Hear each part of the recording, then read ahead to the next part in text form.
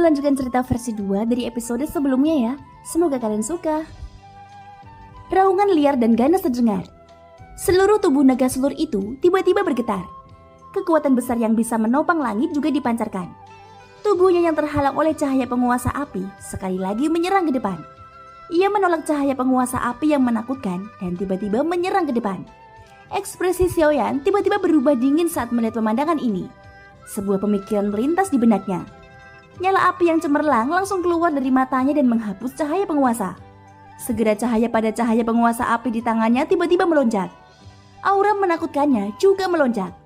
Merusak! Teriak Xiaoyan. Seluruh tempat tiba-tiba terdiam ketika kata-kata ini dibunyikan. Segera nyala api yang cemerlang tiba-tiba membumbung ke langit dari cahaya kedua penguasa itu. Nyala api yang ganas dan kuat bergejolak berulang kali seperti gelombang. Cahaya kedua penguasa itu juga berubah menjadi dua bilah pedang yang sangat tajam pada saat ini. Mereka melintas melewati tubuh naga sulur. Suara dahan pohon yang patah terdengar. Seluruh naga sulur tiba-tiba hancur pada saat ini. Cahaya hijau giok di sekujur tubuhnya juga secara bertahap tersebar. Pada saat berikutnya ketika Luo Tua merasa kagum dengan gerakan Xiaoyan ini, Daoqi yang bahkan lebih agung dan perkasa tiba-tiba berputar di bawah akar naga yang tak terhitung jumlahnya sebelum Xiaoyan bisa bersantai. Itu dituangkan ke dalam naga sulur yang sudah hancur. Raungan binatang buas terdengar. Tubuh naga sulur yang baru saja berhenti sekali lagi mulai bergerak. Jejak warna merah tua menutupi matanya yang besar. Tubuh naga raksasa itu tiba-tiba berputar. Ekor naganya langsung merobek ruang kosong dan dengan kuat menghempaskan angin kencang yang datang ke arahnya. Sebelum Xiaoyan sempat bereaksi, cambuk ganas menyerang tubuhnya dengan kejam. Bang! Kekuatan yang menakutkan menyebabkan seluruh tubuh Xiaoyan menjadi cacat. Tulang-tulang di tubuhnya yang jumlahnya tidak diketahui telah hancur. Separuh tubuhnya sudah mati rasa. Meski darah segar terus mengalir keluar, dia tidak merasakan sakit sedikit pun. Dalam benaknya, Xiaoyan tampak mengambang sendirian di lautan tak berujung. Dia tidak bisa melihat ujungnya dan juga tidak bisa mengenali arahnya. Seluruh orangnya berada dalam keadaan tercengang. Dia telah kehilangan semua persepsi tentang dunia luar. Naga sulur itu meraung marah ke langit. Benang energi hitam keabu-abuan juga keluar dari mulutnya, menyebabkan ekspresi Luo Tua tiba-tiba berubah drastis. Makhluk jahat, kenapa kamu tidak berhenti untuk orang tua ini? Jika kamu terus menyerang, orang tua ini akan menyegelmu sepenuhnya hari ini, ucap Luo Tua. Pada saat ini Luo Tua tidak tahan lagi. Tubuh kurusnya langsung bergerak dan muncul di atas kepala naga sulur. Dengan lambaian lengan bajunya yang besar, tekanan yang sangat menakutkan tiba-tiba turun dan menekan seluruh tubuh naga sulur itu. Raungan binatang buas terdengar. Aura hitam tiba-tiba melonjak keluar dari seluruh tubuh naga dan sepenuhnya menerima serangan menakutkan dari Luo Tua. Naga sulur tidak peduli dengan kemarahan Luo Tua. Tubuhnya tiba-tiba bergerak dan menyerang Xiaoyan. Bajingan, berhenti untuk orang tua ini, teriak Luo Tua. Ekspresinya tanpa sadar berubah ketika dia melihat adegan ini. Tubuhnya bergerak dan dia baru saja hendak melangkah maju ketika gelombang energi hitam tiba-tiba muncul di ruang kosong di depannya. Itu berubah menjadi sosok manusia dan menghalangi jalan Luo Tua. Ketika Luo Tua melihat pemandangan ini, meskipun dia sangat cemas, dia hanya bisa menghentikan tubuhnya dengan paksa. Hemu, apakah kamu benar-benar ingin mati? Jika kamu terus bertingkah seperti ini, orang tua ini bersumpah kamu tidak akan pernah bereinkarnasi, ucap Luo Tua. Apakah kamu benar-benar berpikir kamu bisa membunuhku? Luo Ao, meskipun kamu berpikir kamu luar biasa, apakah kamu pikir kamu bisa membunuhku? Bahkan jika kamu menyegelku dengan paksa, kamu harus membayar dengan nyawamu. Mungkinkah kamu masih ingin membunuhku? Ucap sosok hitam itu yang bernama Haimu. Ketika Luo Tua mendengar ini, wajahnya langsung menjadi muram. Namun di bawah emosi seperti itu, ada juga rasa tidak berdaya yang mendalam. Dengan kekuatannya, keinginan untuk membunuh orang di depannya ini hanyalah angan-angan belaka. Bahkan jika orang tua ini tidak dapat membunuhmu, jika aku menyegelmu selama 10.000 tahun, pada saat itu kamu secara alami akan dihancurkan oleh waktu, ucap Luo Tua. Ketika Haimu mendengar kata-kata ancaman dari Luo Tua, sosok hitam itu sekali lagi tertawa dingin. Sepasang mata seperti lubang hitam menatap Luo Tua saat dia perlahan membuka mulutnya. Apakah kamu mengancamku? Jangan lupa bahwa aku berasal dari suku pohon roh yang sama. Jika aku mati, mereka juga tidak akan bisa bertahan. Jika kamu benar-benar ingin membunuhku, kamu harus terlebih dahulu menghancurkan pohon roh yang tak terhitung jumlahnya ini. Tanyakan pada dirimu, Apakah kamu benar-benar tega melakukannya? Ucap Haimu. Tubuh Luo tua tanpa sadar gemetar saat mendengar ini. Kemarahan di hatinya tidak bisa digambarkan dengan kata-kata.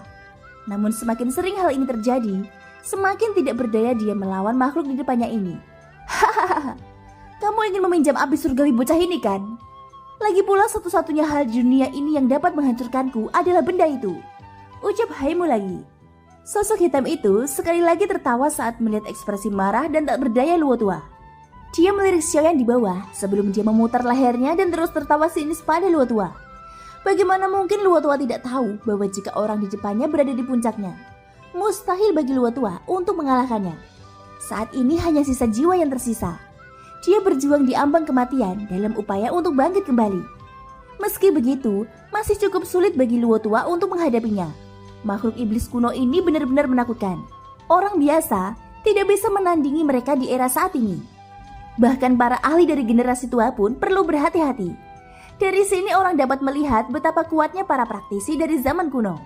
Sementara itu raungan binatang seperti guntur bergema ke segala arah.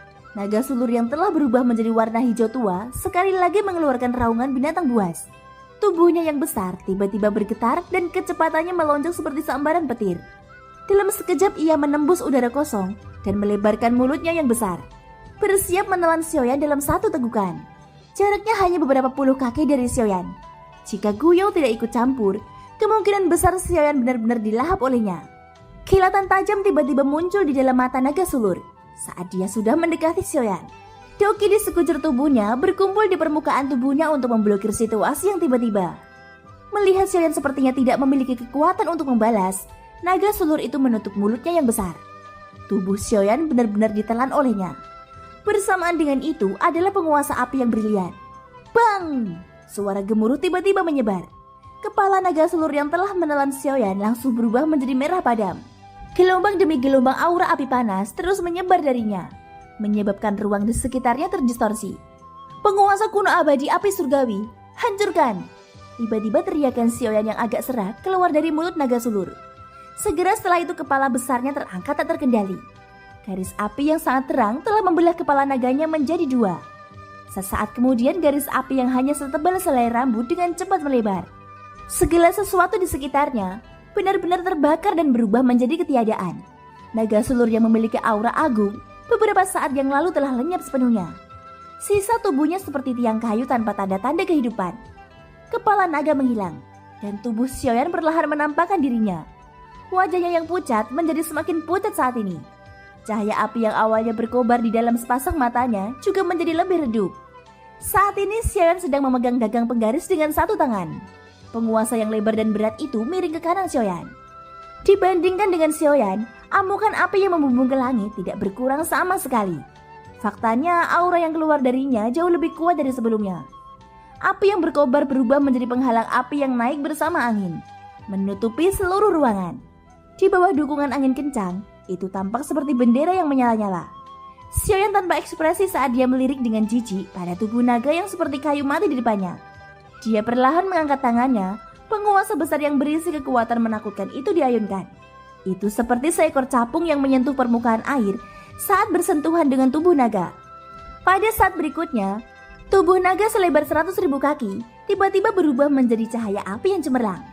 Hei, sungguh tidak terduga bahwa kamu telah menguasai penguasa kuno abadi api surgawi ini sedemikian rupa dalam waktu 10 tahun yang singkat.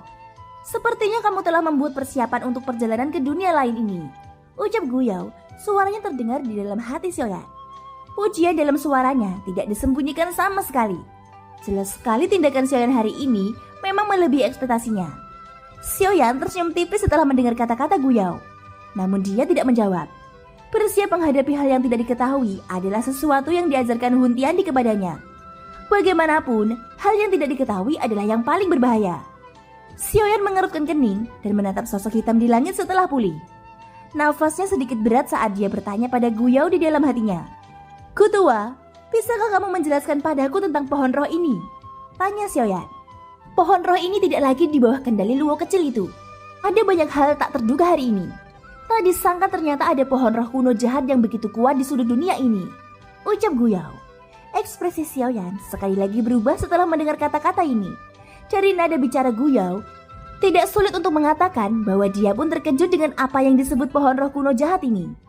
Saat Xiaoyan sedang berbicara dengan Guyao, 3 pohon kuno di kejauhan sekali lagi bergerak. Naga sulur dihancurkan dan 3 pohon kuno juga terkena dampaknya. Namun hal ini sebagian besar disebabkan oleh kemarahan pohon roh. Di bawah kendali aura hitam misterius, ketika pohon kuno itu telah memasuki kondisi mengamuk, Xiaoyan sudah masuk daftar pembunuhan mereka. Badan pohon yang kuat tiba-tiba berguncang dan tanah di bawahnya tiba-tiba runtuh. Selokan sedalam 100.000 kaki muncul di depan Xiaoyan. Sesaat kemudian, suara mendesis muncul dari dalam jurang yang dalam. Akar hijau tua yang padat berubah menjadi banyak ular sulur besar bersama angin.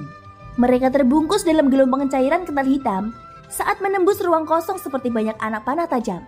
Mereka melintasi langit 10.000 km dan menyerang Xiaoyan. Xiaoyan berbalik. Wajahnya yang sedikit pulih tanpa sadar menunjukkan kemarahan ketika dia melihat ular sulur yang tak terhitung jumlahnya ini. Hal-hal aneh ini benar-benar tidak ada habisnya. Dengusan dingin keluar dari hidung Xiaoyan. Api surgawi yang membumbung ke langit langsung menyerang tubuh Xiaoyan. Pada saat ini, Xiaoyan telah sepenuhnya berubah menjadi manusia yang berapi-api. Doki muncul di tangan kirinya. Dia melambaikan tangannya, dan tangan itu melintasi tubuh penguasa Xuan. Banyak simbol misterius juga muncul di tubuh penguasa Xuan. Tsunami menelan api, teriak Xiaoyan. Bersamaan dengan teriakannya, tubuhnya tiba-tiba berputar di tempat. Penguasa di tangannya juga mulai berputar dengan kecepatan yang sangat cepat. Sebelum ledakan sonik yang memekakan telinga menyebar, ledakan itu langsung ditutupi oleh kekuatan ledakan yang ditimbulkan oleh penguasa besar. Ruang di sekitar tubuh Xiaoyan sekali lagi runtuh di bawah penguasa ini. Sesaat kemudian tubuh Xiaoyan berdiri diam. Doki kecil yang baru saja pulih di tubuhnya tiba-tiba menghilang.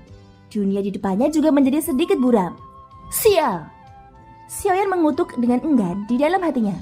Dia menggigit ujung lidahnya. Di bawah rangsangan rasa sakit yang menghubungkan hati ini, perasaan pusing di pikiran Xiaoyan akhirnya terhapus dalam sekejap. Kelelahan Doki yang terus-menerus di dalam tubuhnya adalah sesuatu yang bahkan bandi elit seperti dia tidak dapat menahannya. Sudut mulut Xiaoyan akhirnya menunjukkan senyum lembut saat dia mengangkat matanya. Di bawah kekuatan mengerikan dari tsunami menelan api yang dapat menghancurkan dunia, tidak peduli berapa banyak ular sulur yang ada, mereka semua langsung terbunuh. Kali ini semuanya harus berakhir. Xiaoyan dengan kuat menahan gelombang kelelahan dan ketidakberdayaan yang menyebar di dalam tubuhnya. Dia melakukan yang terbaik untuk memunculkan senyuman santai di wajahnya. Cahaya penguasa yang tajam dan sombong langsung menyapu ular sulur yang tak terhitung jumlahnya. Hanya dalam sekejap, ular sulur yang memenuhi langit tiba-tiba bertebaran. Di bawah suhu api surgawi yang sangat tinggi, mereka langsung berubah menjadi ketiadaan. Kekuatan cahaya penguasa tidak berkurang sedikit pun setelah ular sulur dihancurkan. Itu dibebankan ke jurang tak berujung di bawah. Setelah ledakan yang mengguncang bumi, suasana kembali sunyi. Jauh di langit, Luo tua dan sosok hitam itu saling berhadapan. Pemandangan di bawah sepenuhnya ditangkap oleh matanya. Pada saat ini senyum dingin terungkap di wajah tuanya ketika dia melihat Xiaoyan menghancurkan ular sulur yang tak terhitung jumlahnya dengan satu serangan. Segera dia melihat sosok hitam di depannya dan tertawa dingin. Sepertinya, kamu benar-benar bukan apa-apa di depan api surgawi. Hari ini kamu ditakdirkan untuk tidak dapat melakukan apapun padanya, ucap Luo tua. Sosok hitam itu hanya tertawa menghadapi ejekan Luo tua. Sepasang mata kosong menatap Luo tua. Segera setelah itu tawa dingin yang aneh keluar dari mulutnya, menyebabkan ekspresi Luo tua berubah tanpa sadar. Luo Ao, kamu benar-benar telah hidup sia-sia selama bertahun-tahun. Apakah kamu benar-benar berpikir bahwa aku akan tinggal di sini saja tanpa bergerak? Atau apakah kamu berpikir bahwa bocah itu dapat menghentikanku? Ucap Heimu. Ekspresi Luo tua langsung berubah saat kata-kata Heimu terdengar. Matanya dengan cepat berbalik dan melihat ke jurang yang tak berujung. Pada saat berikutnya, ekspresi Luo tua akhirnya menjadi serius. Racun roh pembunuh. Tidak disangka kamu benar-benar menyempurnakan hal seperti itu, ucap Luo tua. Hahaha, bukankah ini disiapkan untukmu? Namun bocah ini cukup beruntung. Hari ini aku akan membiarkan dia mencicipinya, ucap Heimu, tersenyum puas saat mendengar keseriusan dari kata-kata Luo tua. Tatapannya menyapu ke arah Xiaoyan saat tawanya yang dingin keluar. Di saat yang sama, jurang tak berujung yang baru saja kembali sunyi tiba-tiba mengeluarkan gelombang raungan rendah seperti ular. Berdiri di langit, tubuh Xiaoyan yang baru saja rileks sekali lagi menegang. Perasaan bahaya yang tak tertandingi juga muncul dari lubuk hatinya. Di depan mata Xiaoyan, Gelombang cairan kental hitam pekat terus-menerus melonjak keluar dari dasar jurang tak berujung. Segera setelah itu memenuhi seluruh jurang yang dalam. Ketika sungai aneh ini muncul, tanah di sekitarnya juga berubah menjadi hitam pekat. Semua kehidupan juga telah tersebar sepenuhnya pada saat ini. Semua tumbuh-tumbuhan langsung berubah menjadi tumpukan bubuk. Cairan hitam pekat itu mengandung kekuatan penghancur yang mengerikan. Setelah semua kehidupan tersebar, cairan hitam pekat itu tiba-tiba berubah menjadi lingkaran cahaya dan menyebar dengan cepat. Kemanapun ia lewat, bahkan ruang kosong pun ternoda olehnya dan tidak ada kehidupan. Hanya dalam beberapa saat, lingkaran cahaya menakutkan telah menyebar di depan puluhan pohon roh. Pada saat inilah aura kehidupan alami tertinggi dari pohon roh perlahan menghentikan pergerakannya. Meskipun demikian, masih ada beberapa pohon roh yang diserang dan terluka parah. Saat lingkaran cahaya hitam pekat akan terus menyerang, penghalang Doki Zamrud langsung muncul di tanah di luar puluhan pohon roh. Itu membungkus seluruh hutan pegunungan di dalamnya. Saat penghalang Doki Zamrud muncul, Luotoa dan Haimu yang berada jauh di langit langsung mengalihkan pandangan mereka. Luotoa memandangi penghalang yang menjulang tinggi di atas langit. Hatinya yang agak lelah akhirnya menghembuskan nafas panjang. Tindakan ini jelas datang dari seorang teman lama yang belum muncul. Adapun Haimu, dia hanya mendengus dingin dan tidak lagi mempedulikannya. Sebaliknya dia mencurahkan sebagian besar perhatiannya pada Xiaoyan di bawah. Setiap kali dia melihat Xiaoyan, dia akan merasakan bahaya yang tidak dapat dijelaskan. Perasaan seperti ini adalah sesuatu yang belum pernah dia rasakan sebelumnya. Bahkan ketika dia menghadapi Luotoa dan pemilik sebenarnya dari hutan pegunungan ini, manusia di depannya jelas telah menjadi anomali. Xiaoyan sebaliknya menaruh seluruh perhatiannya pada monster di depannya saat penghalang hijau Zamrud muncul. Cairan kental yang tampak seperti sungai hitam mulai bergolak hebat seperti badai. Segera ia terbang ke langit di depan mata kubur Xiaoyan dan berubah menjadi binatang ajaib berbentuk seperti ular naga. Ada tanduk di kepalanya yang memancarkan cahaya dingin yang tajam dan menakutkan. Di tubuhnya yang seperti ular, ada untayan tipis cairan kental hitam yang tersebar ke segala arah. Itu seperti surai yang menutupi tubuhnya. Sedangkan untuk ekornya berbeda dengan ekor ular biasa. Kalau dilihat sekilas, sebenarnya mirip ekor ikan. Saat ekor ikannya yang lebar dan besar berayun dengan lembut, badai spasial yang sangat dahsyat melanda. Hal yang membuat Xiaoyan merasa paling kusyuk adalah aura kematian yang menakutkan di tubuhnya. Di bawah tekanan aura kematian yang menakutkan ini, binatang ajaib ini sepertinya telah melarikan diri dari neraka. Meskipun Xiaoyan memiliki api surgawi, dia masih merasakan ketidakberdayaan dari lubuk hatinya. Oleh karena itu, dia tidak punya pilihan selain menggunakan seluruh kekuatannya untuk menghadapinya. Saat binatang ajaib ini muncul, matanya yang berbentuk belah ketupat sudah terkunci erat pada tubuh Xiaoyan. Cahaya merah tua langsung menutup ruang di sekitar tubuh Xiaoyan, menyebabkan tubuh Xiaoyan tidak mampu bergerak sedikit pun. Alis Xiaoyan yang dirajut erat menjadi semakin rapat ketika dia merasakan perubahan di ruang sekitarnya. Ekspresi muramnya tampak seolah-olah bisa meneteskan air. Tubuhnya yang kelelahan pun terasa semakin lelah dan tidak berdaya. Rasa pusing di benaknya yang baru saja hilang menerkamnya lagi, menyebabkan tubuh Xiaoyan yang sudah nyaris tidak bisa berdiri di udara menjadi semakin tidak stabil. Jika ruang di sekelilingnya tidak disegel oleh binatang ajaib dan menyebabkan Xiaoyan terkurung di udara, kemungkinan besar Xiaoyan sudah menjadi manusia yang jatuh ke tanah. Kelemahan Xiaoyan juga menyebabkan binatang raksasa itu mengeluarkan raungan dalam dari mulutnya. Matanya yang menatap Xiaoyan juga mengungkapkan rasa jijik yang sangat mirip manusia. Baginya, Xiaoyan saat ini hanyalah sebuah anak panah di akhir penerbangannya. Selama dia mau, serangan acak apapun akan bisa langsung mengubahnya menjadi ketiadaan. Tubuh hitam pekat Haimu yang berdiri di langit segera menggerakkan pikirannya, menyebabkan binatang besar yang mengelilingi Xiaoyan tiba-tiba bergetar. Jejak ketakutan muncul dari lubuk hatinya. Segera ia tidak berani gegabah. Binatang buas yang dipenuhi bau busuk itu tiba-tiba membuka mulutnya. Pilar cahaya tebal tiba-tiba keluar dari mulutnya dan meledak ke arah Xiaoyan. Pilar cahaya hitam pekat langsung menembus ruang kosong. Dalam sekejap mata, itu sudah muncul di depan Xiaoyan. Itu disertai dengan aura kematian yang sangat menakutkan saat meledak ke arah Xiaoyan. Bang! Badai energi melingkar yang menakutkan langsung menyapu seluruh ruang kosong. Langit yang hampir berubah menjadi siang hari kembali menjadi malam lagi. Ruang luas yang awalnya stabil sebenarnya mulai sedikit bergetar saat ini. Badai energi yang menakutkan tiba-tiba menghantam penghalang Doki hijau Zamrud. Haimu, kamu benar-benar memandang rendah orang tua ini. Racun roh kematian milikmu ini mungkin kuat, tapi belum mencapai tingkat di mana ia bisa melawan orang tua ini. Dengan kita berdua di sini, orang tua ini menasihatimu harus berhenti hari ini. Ucap sebuah suara tua bergema di seluruh ruang kosong. Keyakinan dalam kata-katanya terungkap sepenuhnya. Badai melanda, tapi Xiaoyan yang berada di dalamnya sebenarnya tidak terluka sama sekali. Di sisi lain, binatang besar di luar telah terdorong mundur ribuan mil akibat ledakan tersebut. Namun binatang besar ini jelas bukan lawan yang mudah. Hanya dalam sekejap, ia kembali pulih. Sepasang matanya tiba-tiba berbalik dan melihat ke arah bagian dalam penghalang.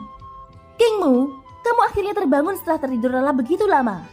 Tapi saat ini bukan giliranmu untuk menjadi pengganggu, ucap Heimu. Setelah berbicara, sebuah pemikiran melintas di benaknya dan binatang besar itu tiba-tiba menoleh. Ia membuka mulutnya yang besar dan pilar cahaya energi hitam gelap yang lebih tebal muncul sekali lagi. Hanya dalam sekejap, pilar cahaya energi hitam gelap telah tiba di depan Xiaoyan. Serangan hidup dan mati telah tiba sekali lagi. Heimu, kamu benar-benar meremehkan orang tua ini. Biarkan orang tua ini melihat kemampuan seperti apa yang dimiliki racun roh kematianmu ini, ucap orang tua yang dipanggil Kingmu itu. Tindakan Heimu yang mengabaikannya menyebabkan kemarahan di hati Kingmu melonjak. Segera setelah kata-katanya terdengar, ruang kosong di luar penghalang langsung pecah.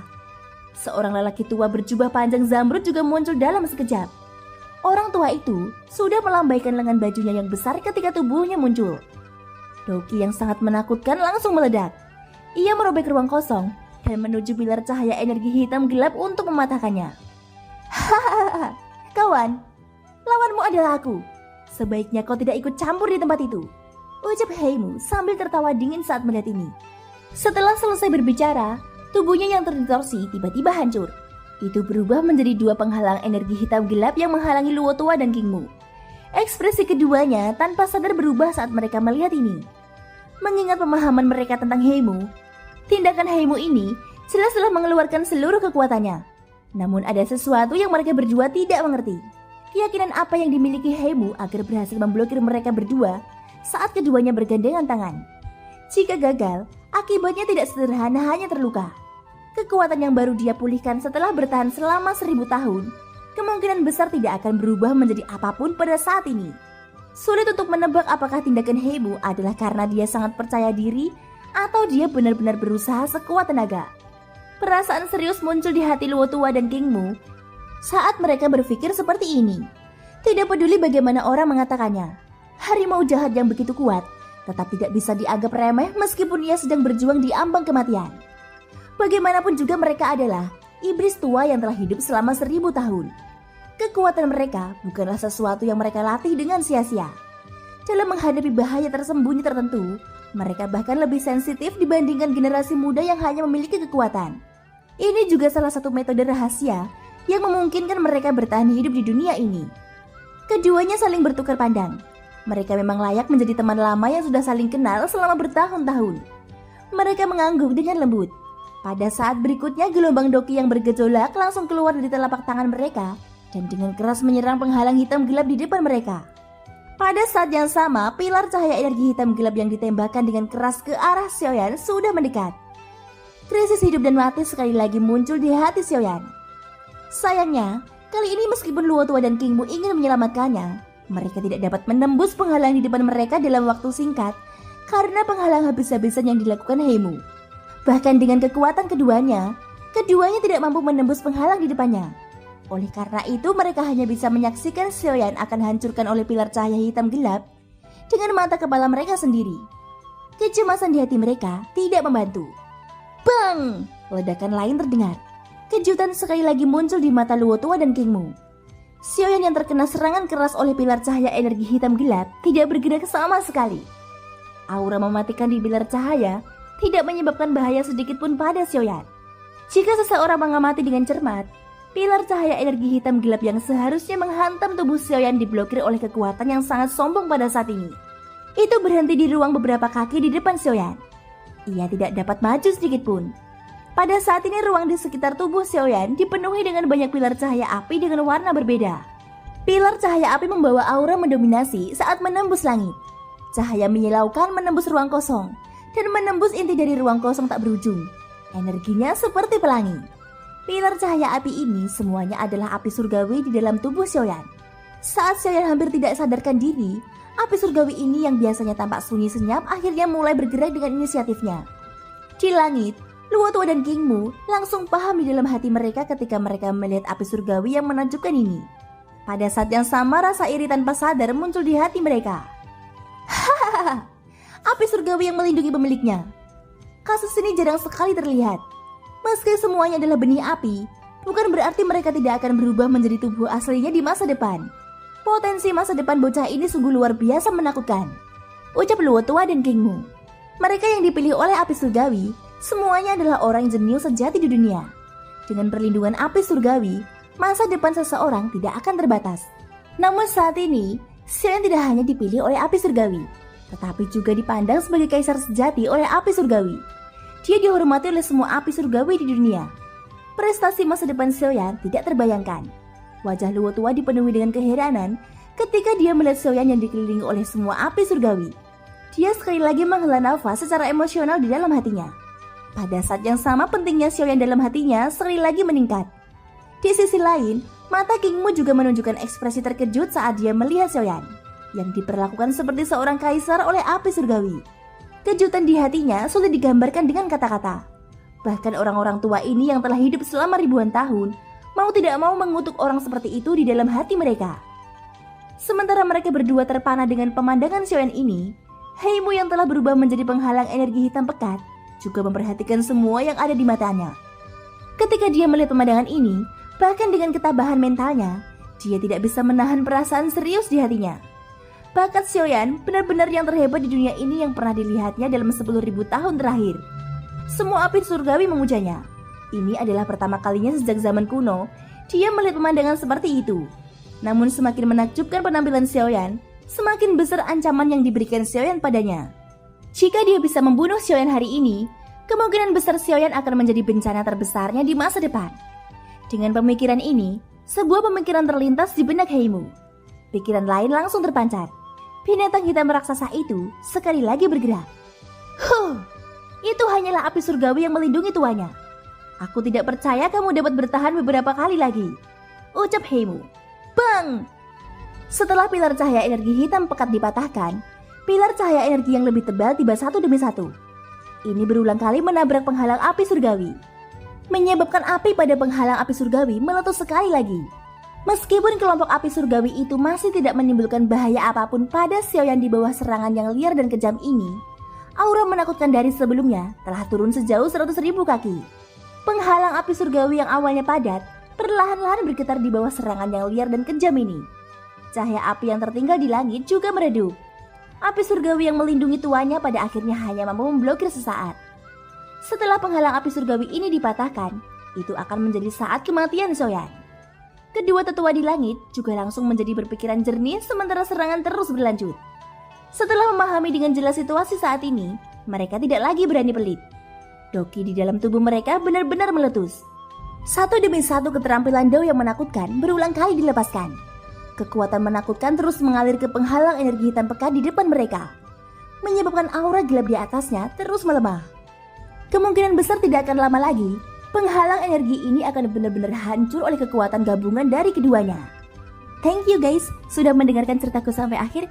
Ikutin terus kelanjutannya ya. Semoga hari kalian menyenangkan. Sampai jumpa dan bye-bye.